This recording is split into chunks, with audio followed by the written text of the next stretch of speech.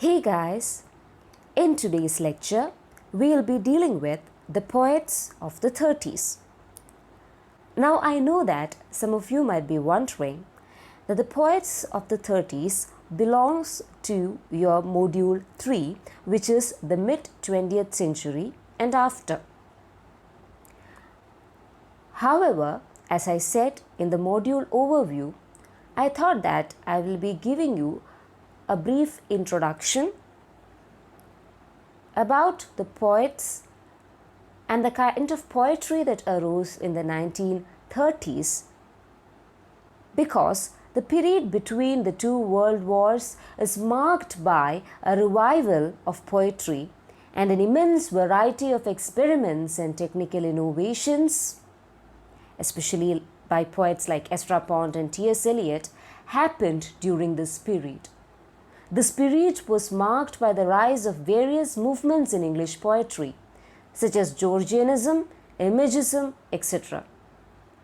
The 1930s constitute a period of social and political consciousness among poets like Auden, Spencer, and the others.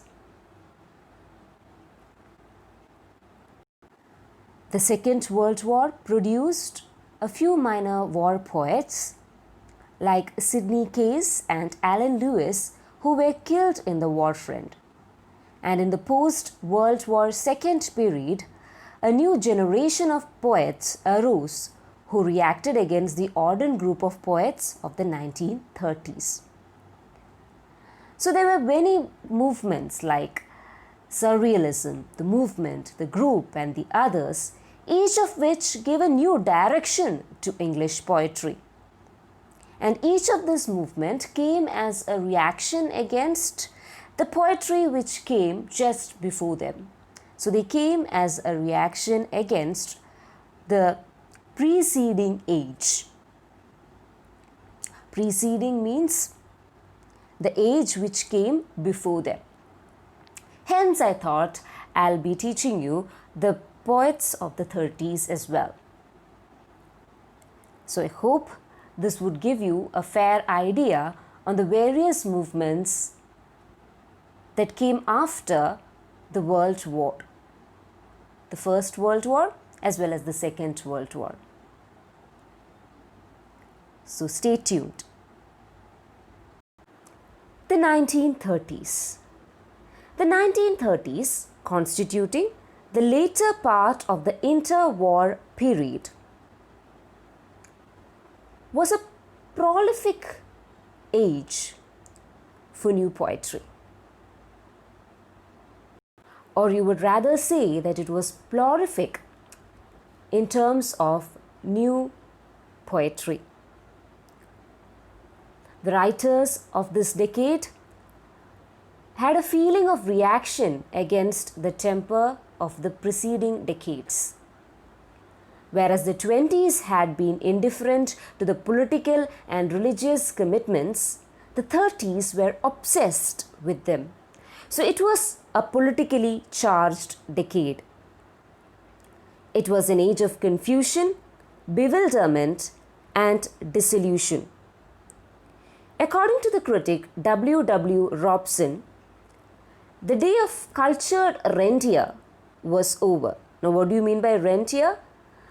Rentier means the days of the landed gentry, the land-owning gentry was over.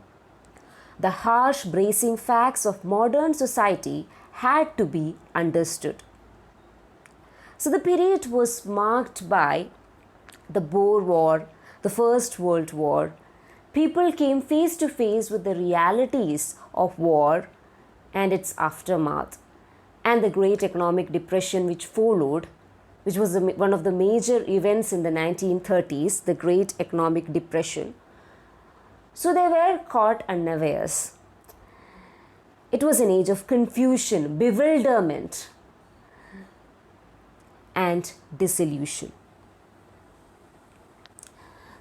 The people belonging to this era were disillusioned with life in general. The high hopes of future inspired by the Allied statesmen, including President Mr. Wilson, was shattered by the realities of an impoverished Europe. So all over the world, the statesmen said that they would get a better life after the war. But the war came with a hard-hitting reality, which was the Great Economic Depression. And people came face to face with the realities of war, and Europe was rendered as impoverished. So Europe was impoverished. There was poverty everywhere. And Europe had to depend on Americas for money, for ammunition, etc. The war to end wars could solve nothing. So when the First World War came and then thereafter the Second World War came, people believed that these wars would put an end to the other minor wars which were going on, like the Boer War. But reality was again different. The wars to end wars, here referring to the First World War, could solve nothing. The 1930s also saw the rise of fascist regimes. Dictatorships came into being in different parts of the world, and they posed a greater threat to the world peace. The men in general, or the youth in general, stood in favor of anti-war movements, which means that they were against war. There was a staunch opposition to war from the general public. Is that clear? There was a staunch opposition to war from the general public.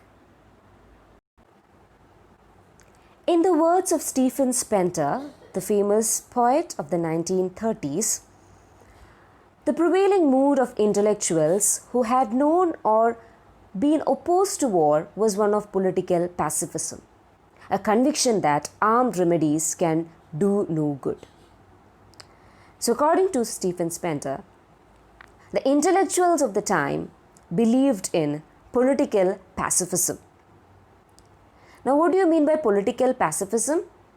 It is a conviction that it is morally wrong to settle disputes by war or by violent means.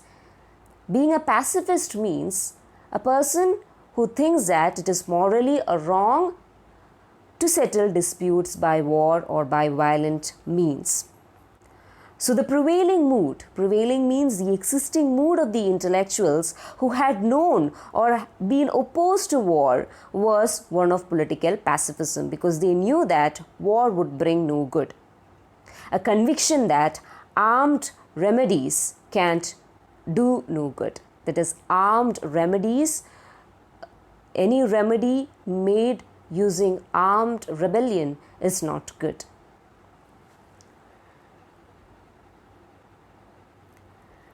Now, the 1930s also saw the birth of a politically conscious poetic creed. Now, I said before that the writers of this decade had a feeling of reaction against the temper of the preceding decades. The 20s poets was indifferent to political or religious commitments, but the 30s poets was obsessed with them. The new writers, says W. Robertson, had in common a sense of urgency, crispness, and a shedding of affectation and frills. Once again, the new writers had in common a sense of urgency, a crispness, and a shedding of affectation and frills, which means that they were writing as the situation demanded their resistance. So there was a sense of urgency in their writing. The situation demanded, or the situation urged them to write on political topics. There was a crispness in their writing, there was freshness in their writing. They shedded affectations and frills which was associated with the poetry of the 1920s. the poetry of the 1920s, especially poets like Ezra Pound and T.S. Eliot, made use of affectation and frills in their poetry, which means that they made use of stylistic devices which made their poetry more and more ambiguous. So they shed all the affectations, which is pretensions, and frills, meaning pomp, of stylistic devices in their poetry. Whereas the 20s was indifferent to the political and religious commitments, the 30s was obsessed with them. Here again, that point is very, very important. The literary output of this age came as a reaction against the technical experimentation and innovation of the 1920s. So in the 1920s, there was an excess of technical experimentation and innovation, like the use of collage or the use of intertextuality in poetry. All these things were there. The use of vers libre or free verse, which often rendered the poetry again as something which was esoteric, which means that it is not easily it is not easy to understand esoteric things. Esoteric means it is likely to be understood only by a small amount of people who possess special knowledge or interest in poetry and the like. So the poetry of the 1920s was esoteric because there was an excess of the use of stylistic experimentation and innovation.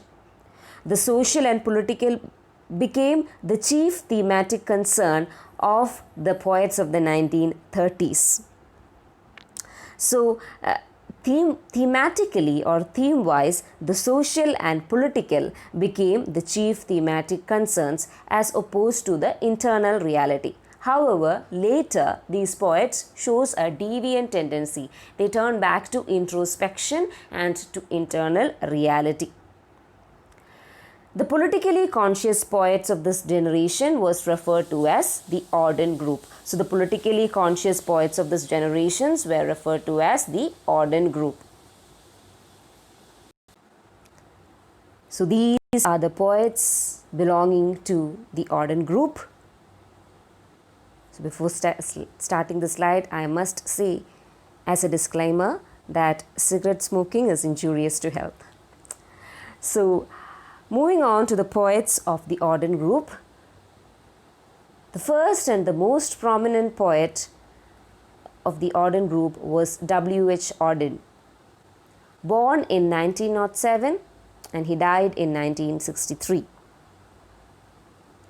Then came Stephen Spenter, who was born in 1909 and he died in 1995, recently. Then came Louis MacNeice, who was born in 1907 and he died in 1963, similar to Mr. W.H. Auden. And then came Cecil D. Lewis, who was born in 1904 and he died in 1972.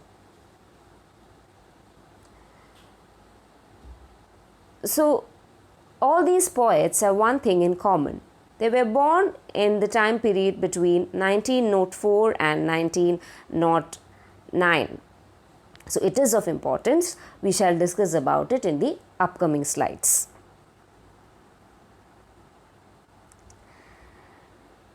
So the Auden group was also known by the names the Oxford group, the New Country group, and the New Signature group.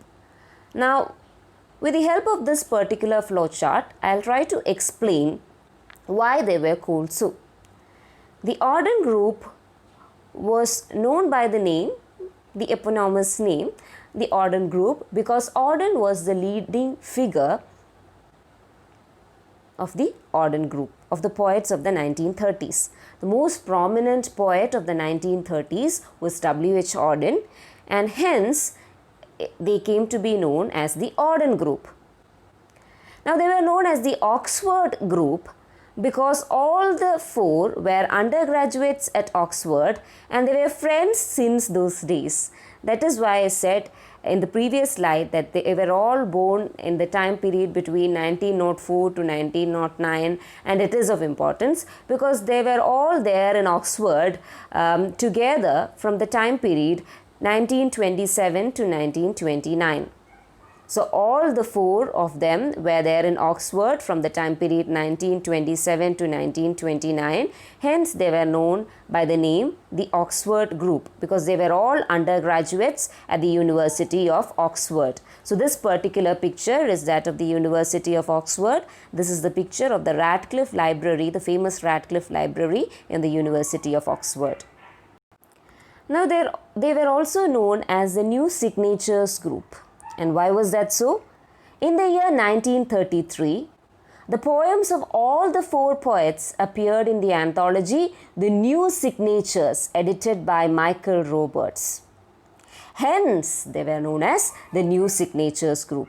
In the year 1933, the poems of all the four poets appeared in the anthology New Signatures, edited by Michael Roberts. So, in those times, the poets won't publish poems on their own.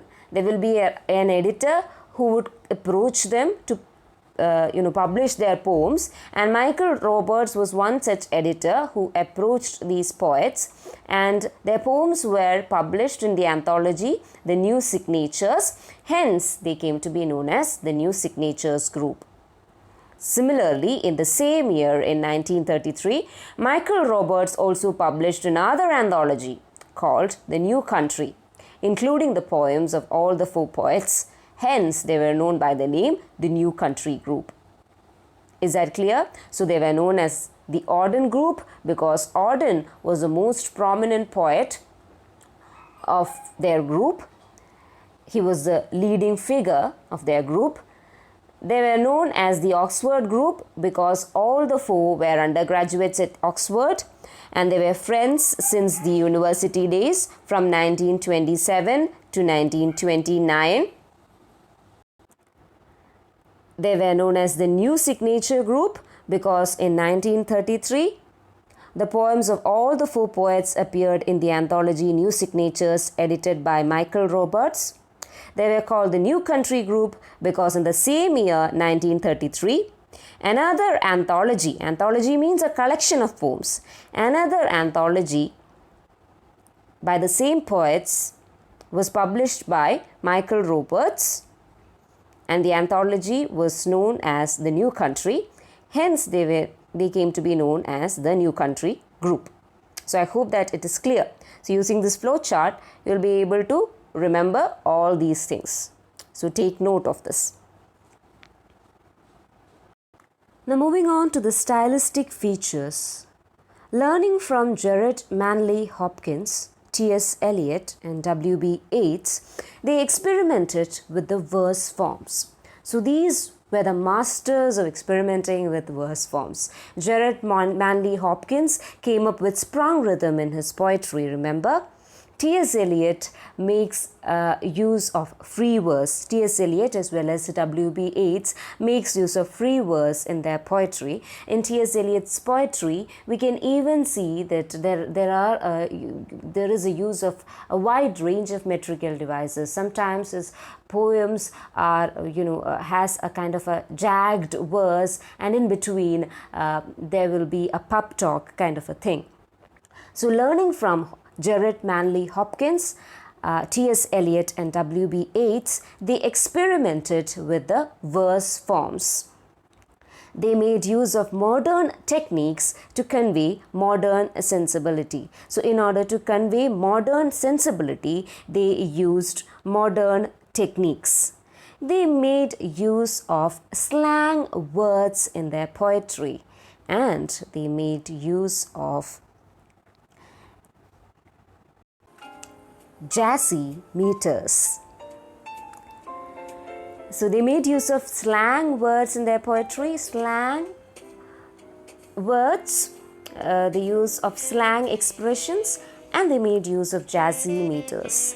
The kind of music that you're hearing right now is a jazzy music, and they made use of jazzy meters in their poetry.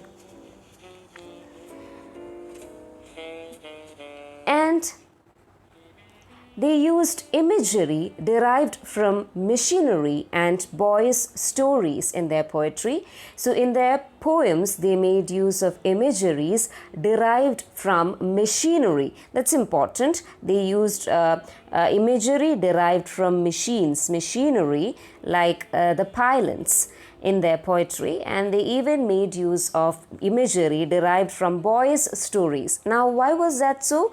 Because boys' stories means all these poets were there together in Oxford, so they might be familiar with the images that are there in the small talk that the boys made between them. So they made use of imagery from machinery, as well as they made use of imagery from boys' stories. So this is also a characteristic feature of their poetry. So they made use of slang words, then they made use of jazzy meters and imagery derived from machinery and boys' stories. Now, their technique of expression was a symbolic idiom which they learned from Eliot. That was one of the major downfalls of their poetry. They wanted their poetry to be in the language of common man, but still they made use of the symbolism that was there in T.S. Eliot's poetry. They were influenced by the symbolism used in T.S. Eliot's poetry and the symbolist idioms used in T.S. Eliot's poetry. Now, an idiom is a manner of speaking, or it is a mode of expression which is peculiar to a language. It can also be considered as a language variety, and T.S. Eliot used symbols in his poems. He used symbolist idiom in his poetry. So each and every word may stand for a symbol in T.S. Eliot's poems, and this was adapted by the poets of the 1930s. So this particular symbolist idiom used by the T.S. Eliot's and the poets of the 1920s was adapted by the poets of the 1930s, which made their poems a bit incomprehensible to the lowbrow readers. Though their intention was to present it to the lowbrow readers, though their intention was to make their poetry more democratic for the others to read, for the uneducated masses to read, they wanted their poetry to reach the masses. It inevitably reached the masses, and that's why the poems of Auden and Spencer are still remembered even now. But it failed in a way that since they made use of symbolism based on T.S. Eliot, some of their images are rendered incomprehensible, and hence it is not best suited for lowbrow readers. Lowbrow readers means uneducated readers. Now, this is a remark made by A.S. Collins on the poetry of the 1930s.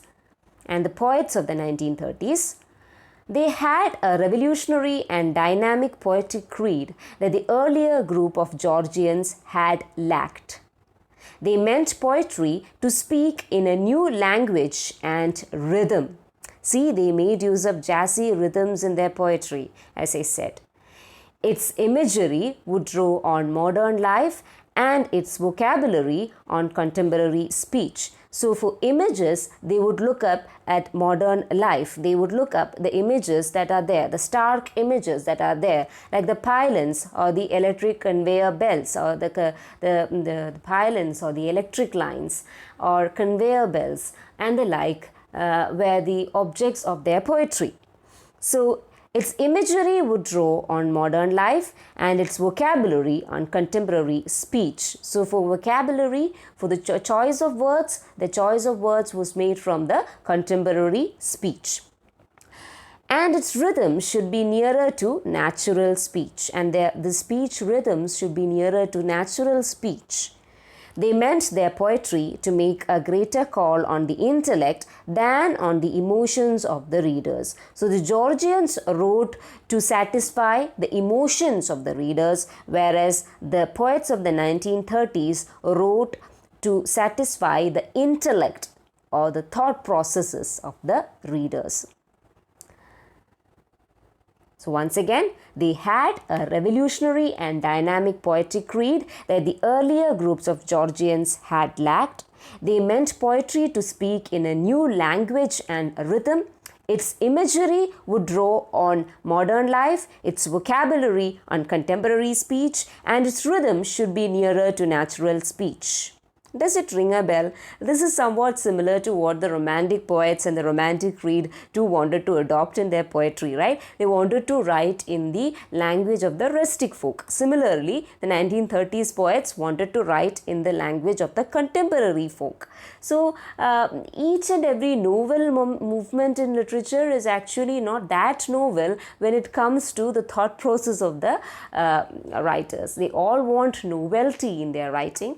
But in one way or the other, they are all similar in one aspect, which is the form. It is in one way or the other, they will always want novelty in their form, but it would inevitably be a restating of some themes that had happened before. Like reading through these lines, I was reminded of the Romantic creed as well, and the poets and the characteristics of Romanticism as well.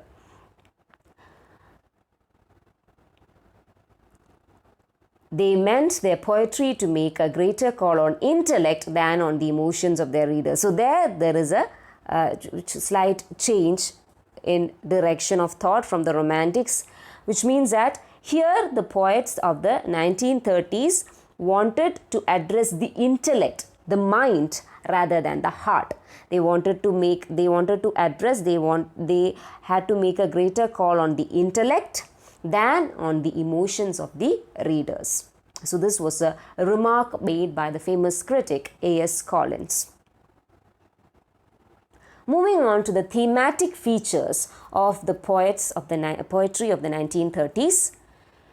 The dismal conditions of the world led these younger poets to diagnose the ills of modern civilization and society. So they were living in distraught times, they were living in the times of despair, and the dismal conditions of the world led these young poets to diagnose the ills of modern civilization and society. So all around them they saw ills or sufferings of modern civilization and society, and they wanted to find a cure for those sufferings, and it was through their poetry that they intended to give a cure for the sufferings of the society. These poets sought to analyze the contemporary world situation. So there is a slight change here. It is these poets. I'll correct it. So here we go. These poets sought to analyze the contemporary world situation. They wanted to analyze the current world situation of their time period. They inherited the modernist tradition of objective description of urban landscape. So even in modernist poetry, you can see the roots, or you can see the beginning of objective description of an urban landscape. There will be an objective observer, an observer who will be objectively viewing the urban landscape, the modern landscape, and making comments on it. So these poets sought to analyze the contemporary world situation. They inherited the modernist tradition of objective description of the urban landscape. They were describing the modern landscape, but they were describing it in an objective way from the point of view of a third person, from a detached observer, from the point of view of a detached observer. So the presence of a detached observer is also there in W.H. Auden's poetry. Especially in his poem, The Musée des Beaux-Arts, he speaks about a detached observer who is indifferent, or who knows a lot of things, but he says about the indifference of the world towards the happenings around them.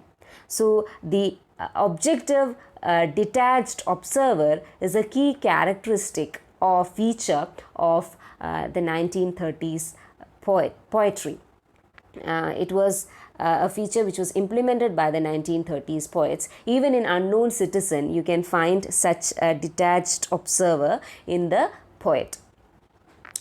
They were politically and morally conscious, and they were deeply concerned with the socio-political situation around them. They were politically and morally conscious, so they were aware of the political and social situations happening around them. They were also morally conscious, and they were deeply concerned with the socio-political situations around them. They accepted Marxist solutions to the problems of the world. They realized the threat posed by the rise of fascism in Italy and Nazi dictatorship in Germany, and regarded communism as an effective weapon to fight Nazism and fascism with. So they really believed that communism can be used as an effective weapon to fight the dictatorship of the Nazi Germany as well as the fascist Italy.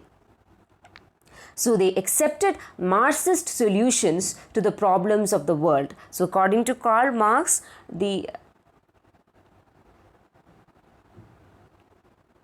history of all previous society has been the history of class struggle, and in order to mitigate the class struggle, or in order to put an end to the class struggle, one must mitigate the economic disparity that is there between the haves and the have-nots. ഉള്ളവനും ഇല്ലാത്തവനും തമ്മിലുള്ള disparity കുറയ്ക്കുക, അവർ തമ്മിലുള്ള differences കുറയ്ക്കുക എന്നാണ് Karl Marx പറഞ്ഞത്. And hence the accepted Marxist solutions to the problems of the world. They were all leftist, though were later disillusioned by the communist doctrine. They were all leftist, but they were all disillusioned by the communist doctrine. Another key thing that you need to take note is that all these four poets took part in the Spanish Civil War. They participated in the Spanish Civil War from the war front, from the side of the communist against General Franco. So against the dictator General Franco, from the side of the communist, they took part in the Spanish Civil War, but soon they turned from the treatment of, but soon they realized the futility of war, and they turned from the external political reality to internal treatments, or to treatment of the internal world, internal reality. So is that clear? So they were all leftist, so they were all disillusioned by the communist doctrine. I think the one peculiar thing, or the one key incident that made them disillusioned with even the communist doctrine, was participating in the Spanish Civil War from the communist side against General Franco.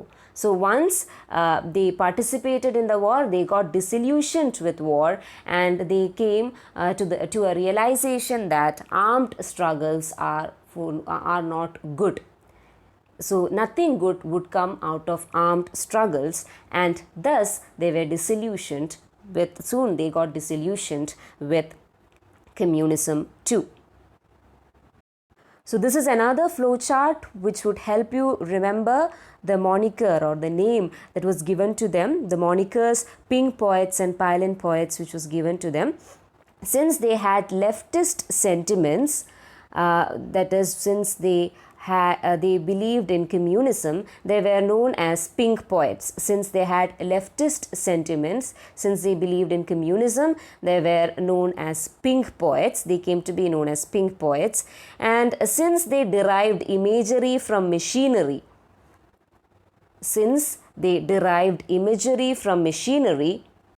like in the poem Pylons by Stephen Spencer, long pylons, the tower-like structures called pylons, which carry electric cables, or transmission towers. They are known by the name transmission towers. So in the poem Pylons, there is an image of a large group of pylons, or transition towers, set against idyllic landscape, set against an idyllic landscape of a valley. an idyllic landscape of a valley, and hence they derived imagery from machinery like the pylons or the transmission grids and power lines and the long tower-like structures carrying power lines. They were known by the name pylon poets. Is that clear? Now moving on. In the later works of the 30s poets, we witness a change in treatment of theme from the external political reality to the explorations of the internal world. So in their later themes, they focused more on internal reality rather than the external political reality. There was also a revival of the religious faith in their poems during this period. In this period, they followed the doctrines of Sigmund Freud and the teachings of Christian theologians, which is a very contrasting thing to do. And on one side, you have a psychoanalyst as well as a psychologist, Sigmund Freud, and on the other hand, you have the teachings of Christian theologians, and they followed both their teachings in the later period. So it can be said that in the early stages, the poetry of the Auden group was influenced by Karl Marx. Then Freud took his place. So from the external political reality from Karl Marx to internal reality, that is Sigmund Freud. And then the existential philosopher Kierkegaard, and then they turned to the existential philosopher Kierkegaard and to the existentialist philosophy. Existence precedes essence. And then finally Christ became their guide. So finally, I think they found salvation in religion. So their later themes are mellowed down. In the early themes, that is in the beginning, they wrote poems on political reality. They reflected upon the contemporary situations of the time, and they wrote poems based on political reality, external political reality, but slowly their themes mellowed down to the extent of internal introspection and a strong belief in Christianity. Now, the major poems of the poets belonging to the Auden group are Funeral Blues, The Unknown Citizen, Musée des Beaux-Arts, and Spain.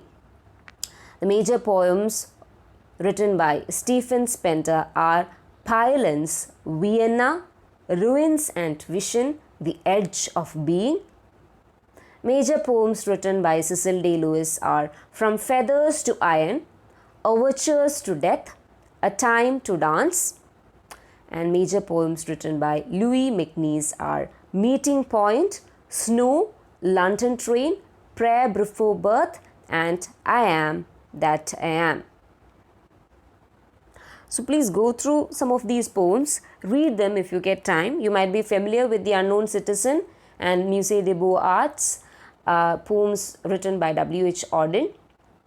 Try to make yourself familiar with some of these poems. We will be discussing PYLONs in this presentation. Similarly, read some of the poems by Cecil Day Lewis or Louis MacNeice. Since all these poets belong to the modern era, the recordings of their poems read by them is available in YouTube. You could listen to that too. So the recordings of the poems of Stephen Spender, his own poems in his own voice, is available in YouTube. Similarly, W.H. Auden's poems and Cecil Day Lewis's poems and Louis MacNeice's poems are also available in YouTube. Do listen to them if you get time. Now, if you listened to the module overview, you might have been curious on how the 30s poets got the name Max Panti. In the module overview, we discussed that too, right? So they got the name Max Panti from a poet, a satirist and critic named Roy Campbell. So we shall discuss it. In his volume, The Talking Bronco, published in 1946, the year is important, the book is important. In his volume, The Talking Bronco, which is a collection of poems, published in 1946, Roy Campbell, a South African poet and satirist of Scotch-Irish descent, launched a satirical attack on the Auden group. He collectively referred to them as the Max Pandey, a composite figure made up of the four poets. So the term Max Pandey was a composite figure which was made up of the names of all the four poets. Now, if you closely observe this, Mac stands for Louis MacNeice, SP stands for Stephen Spenter, AUN stands for W.H. Auden, and DAY stands for Cecil D. Lewis.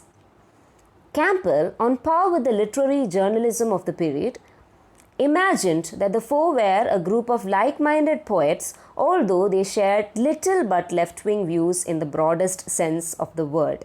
So Campbell, like his fellow journalist or like the journalist who belonged to that generation, imagined, see, the word used here is imagined since it's not true. He thought that the four poets were a group of like-minded people and that they shared little but left-wing views. So he condemned their left-wing views. He didn't consider their left-wing views as highly radical. He thought that their left-wing views were short, or it was not a completely radical view or anything. He thought that their left-wing views were scarce, or they shared little left-wing views. Their works didn't had any merit other than the fact that they portrayed left-wing views in the broadest sense, that too in the broadest sense of the word, which means that their poems had left-wing views, but that too in the broadest sense of the word. You cannot say that their poems are highly radical. They are just left-wing for a namesake purpose. Is that clear? Now, Campbell implied that all the four poets were homosexuals, but the poets belonging to the Auden group were actually bisexuals. W.H. Auden as well as Stephen Spenter were openly homosexuals. They were gay and they openly acknowledged their sexual orientation. But MacNeice and Cecil D. Lewis were heterosexual. So they were, in general, we would refer to them as bisexuals. But Roy Campbell implied that all the four poets were homosexuals when he gave them the name Max Pandey. So Max Pandey was actually given as a derogatory name for them, especially pointing out that, or trying to belittle them by branding them as homosexuals. But at that time it was possible, but it won't be at that time he was able to do that. But now we know that all these people belonging to the spectrum has a right to exercise their gender identities. So at that time it was used in a derogatory sense, but now it's not like that. In the later years, the term was used neutrally, often as a synonym for the 30s poets. Is that clear? So now it is used as a synonym to represent the 30s poets. So this is Roy Campbell, and this is that book he came up with, which is Talking Bronco. It was published in the year 1946, and he combined the names of Louis MacNeice. He took Mac from MacNeice. Stephen Spenter, he took SP from Spenter. W.H. Auden, he took AUN from Auden. And from Cecil D. Lewis, he took DAY, Day, and he coined the new moniker, that is, he coined the new name Max Pandey to address them. It was a harsh and bitter satire from his part, but later on the term came to denote the 30s poets and their identity. Is that clear?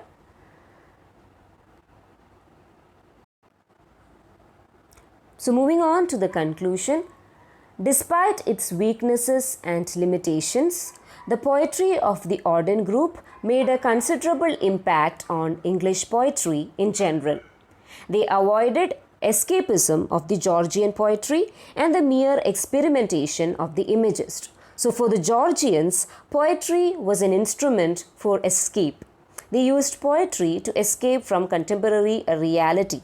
They never spoke about anything political. So they used poetry as an escape from contemporary reality and mere experimentation of the imagist, and they were also against the excessive experimentation of the imagists.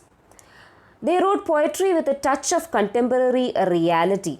So they wrote poetry with a touch of contemporary reality, focusing on the reality at hand. They revived interest in popular verse forms like folk ballads. As I said in the previous slide, that they made use of jazzy meters, and they revived interest in popular verse forms like folk ballads. And the poetry of the 1930s succeeded in having a popular appeal and reaching a mass audience. So even now you could find people who venerate Auden and who venerate Spender because of the themes that they took and the way in which they wrote about it. So they succeeded in having a popular appeal, so they were able to reach the masses, and they succeeded in reaching the mass audience. Now before concluding, I thought that I will introduce the poem PYLONS to you. Now I will be reciting the poem, and if possible I will be pointing out one or two images, but you need to go and read the poem once again and attempt an analysis of the poem. So here we go. Pylons. So these are the pylons, the long towers carrying electric wires. The secret of these hills was stone, and cottages of that stone made, and crumbling roads that turned on sudden hidden villages. Now over these small hills they have built the concrete that trails black wire, pylons, those pillars, bare like the nude giant girls that have no secret. The valley with its gilt and evening look, and the green chestnut of customary root are mocked dry like parched bed of brook. But far above and far as sight endures, like whips of anger with lightning's danger, there runs the quick perspective of the future. This dwarfs of our emerald country, by its trek so tall with prophecy, dreaming of cities where often clouds shall lean their swan white neck. See, this is the poem PYLONS, written by Stephen Spender. So he is describing a rustic landscape, a valley in a village. So the village was and the hills in the village is described in vivid detail. In the first stanza, we get a natural image, a natural imagery. The secret of these hills was stone. He is speaking about stone, an elemental thing that is there, a primordial thing which was there right from the beginning. And there was cottages made of stone, and there were crumbling roads which were crumbling or which were on the point of ruin, that turned on sudden hidden villages. So it showed the roads led to hidden villages. Now over these small hills they have built concrete. Now over these small hills they have built concrete that trails black wire. So in the concrete there are trails of black wires. To carry the black wire they have built concrete. Pylons, he is talking about pylons. Those pillars bear like nude giant girls that have no secret. So the pylons are standing as if they were nude giant girls. The pylons here is compared to nude giant girls with hair, with their unkept hair, with nude giant girls that have no secret. The valley with its guilt and evening look. See, the valley is beautified with the evening look, and the green chestnut of the customary root. And even there is a green chestnut tree somewhere, and they have all the customary root are mocked dry like parched bed of brook, and everything in the valley is dry. Everything is, the land is parched because they have installate, or you can say that there was an installation of the pylons. So they have installed the pylons in the valley, and now the valley is rendered as there is a scarcity of water all over the valley, and there is every water source is has dried up. So, but far above and far as sight endures, with whips of anger, with lightning's danger. So, but for as far as you can see, there are these long range of pylons. With lightning's danger. So there is always a threat of a lightning. Whenever there is a lightning, these pylons might catch fire, or a person standing nearby would get hit by lightning. There is lightning's danger. There runs the quick perspective of the future. But when you think about the future, it is a quick perspective. Once you have to think about the future, you won't think about the imminent dangers like the scarcity of water that might come due to the installation of pylons, or the danger and disaster that might be caused by the lightning. So when you think about the perspective future, the glorious future that lies ahead, you won't be thinking about the immediate disasters like scarcity of water, or the imminent strike of a lightning.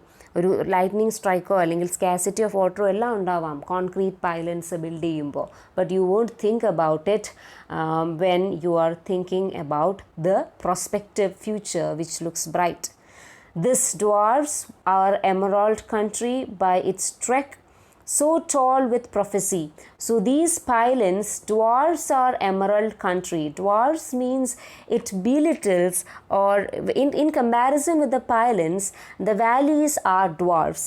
The valleys have become dwarfs. That is, they have become short. Our emerald country has become short by its trek. So tall with prophecy. So these pylons prophecies a better future. They are so tall with prophecy. Dreaming of cities. These pylons are dreaming of cities where often clouds shall lean their swan white neck. So in the cities there are giant skyscrapers, and the clouds often bend their neck for the giant, they lean their neck for the giant skyscrapers. So these pylons installed in the valley prophesies a future of a city. So it carries the prophecy of a bright future of the city life. So it offers all the comforts and luxuries of a city life. These pylons stands as a symbol of modernity set against the rustic country life, and everything related to the city and the country life, everything that is related to the country life, not city, country life is being dwarfed by the presence of the pylons, the tall tower-like structures carrying wires. Is that clear? So the pylons here stand as a symbol of modernity set against the countryside. I hope that you are able to understand this lecture very well. Make use of the flowcharts that I have given to remember the names, various names given to the poets of the 1930s, because from an examination point of view, they will ask you questions about the 30s poets. They might ask you the significance of the name Max Pante. They might ask you the significance of the name New Signature Group or Oxford Group. They might ask you the question Oxford Group. And if you don't know that the 1930s poets are the Oxford Group, then you will lose marks. So you need to connect all these names with the 1930s poets, and if possible, try to analyze the poem PYLONS, and we shall have a discussion on it in the next class. So thank you for listening. Thank you.